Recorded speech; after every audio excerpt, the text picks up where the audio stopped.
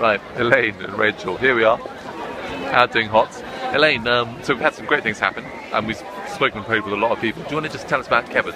Oh, right, yes. Kevin was down here from Yeldor Manor, so he had 4 hours out and actually get back. And we spoke with him and asked if he could ask God for any miracle, what would that miracle be? And he said... So that's the miracle question that we've been we asked asking. The miracle question, yes, which was good. And he said to understand about God and Jesus and understand why do people think they need to pray through Jesus rather than going straight to God.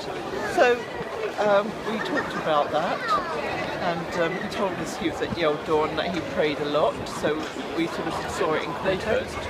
And then we just chatted with him more. We said, would he like us to pray that? And so he said yes.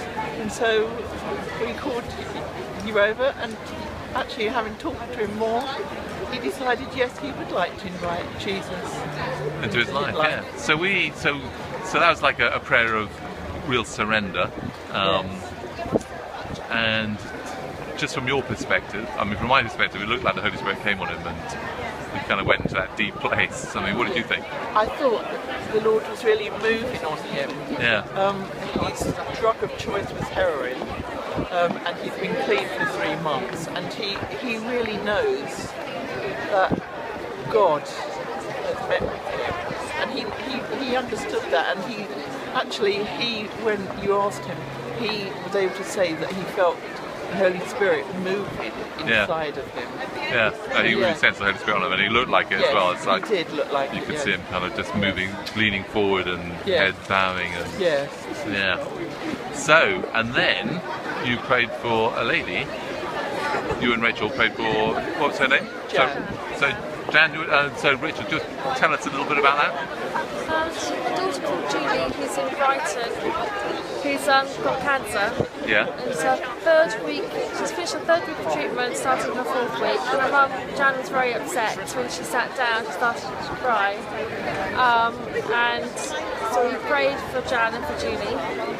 And then Elaine asked, have you asked Jesus into her life? She mentioned she So you asked?